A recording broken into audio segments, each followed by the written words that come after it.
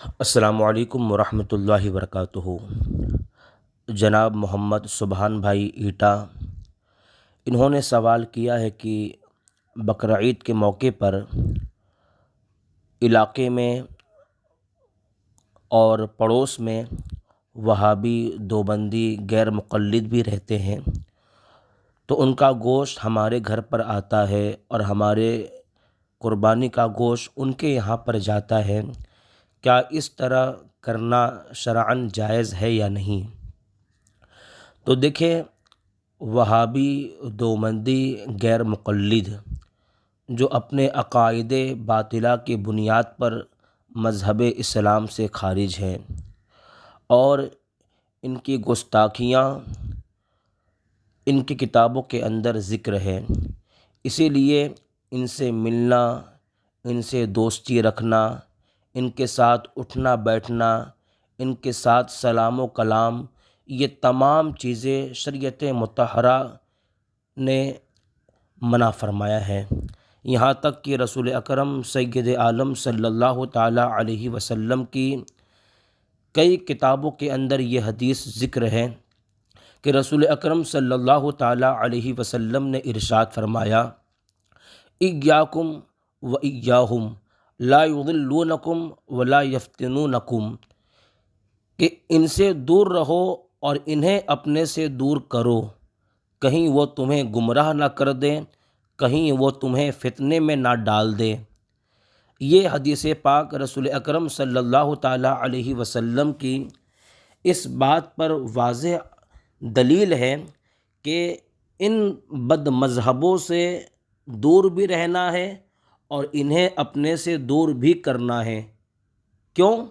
اس لیے کہ حضور نے یہ ارشاد فرمایا کہ کہیں ایسا نہ ہو کہ یہ تمہیں گمراہ کر دیں اور تمہیں فتنے میں ڈال دیں۔ لہذا بقرعید کے موقع پر ان کا گوشت لینا اور ان کے یہاں پر گوشت دینا یہ شرعاً بالکل بھی جائز نہیں ہے، بلکہ گناہ ہوگا۔ اور رہی بات ان کے گوشت کی، وہ تو دائرے اسلام سے ہی خارج ہیں، تو ان کا ذبیحہ ہمارے لیے کیسے جائز ہو سکتا ہے؟ کیونکہ اگر ایک کافر اگرچہ ہزاروں مرتبہ بسم اللہ پڑھ کر کسی جانور کو ذبح کرے، تب بھی وہ جانور حلال نہیں ہوگا بلکہ حرام رہے گا۔ اب وہ حرام گوشت ہمارے گھر پر آئے اور اسے ہم کھائیں اور اپنے بچوں کو کھلائیں، تو یاد رکھیں اللہ کے رسول صلی اللہ تعالیٰ علیہ وسلم کی بہت ساری حدیثیں اس بات پر واضح ہے کہ حرام لقمہ اگر کسی نے کھایا تو اس کی دعائیں بھی اللہ کی بارگاہ میں قبول نہیں ہوتی۔ اس طرح کی حدیثیں کتابوں کے اندر ذکر ہے، لہذا ان کا ذبیحہ حرام ہے، مردار ہے، ان کا گوشت لینا یہ شرعاً بالکل بھی جائز نہیں، اور اسی طرح ان کے یہاں پر گوشت بھیجنا یہ بھی جائز نہیں ہے۔ لہذا چاہے قربانی کا موقع ہو یا اس کے علاوہ کا موقع ہو، اس طرح کے معاملات رکھنا بالکل بھی جائز نہیں ہے۔ اب رہی بات یہ کہ وہ دوست ہیں، ہمارے پڑوسی ہیں، تو یاد رکھیں دوستی اور پڑوسی یہ ساری چیزیں اس وقت ہوں گی جب وہ نبی کے دیوانے ہو، آقا کریم صلی اللہ تعالیٰ علیہ وسلم کی محبت ان کے سینے میں ہو۔ جو حضور کا نہیں ہو سکا تو وہ ہمارا کیا ہو پائے گا؟ لہذا ان سے ہمیشہ بچیں۔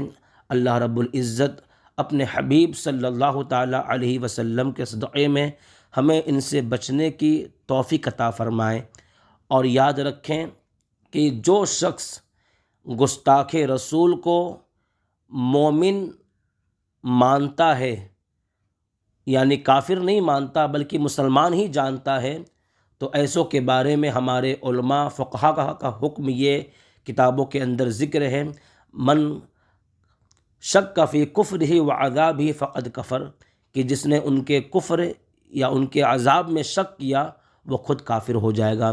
لہذا ان سے کسی بھی طرح کا تعلق رکھنا یہ جائز نہیں ہے۔ واللہ تعالی اعلم۔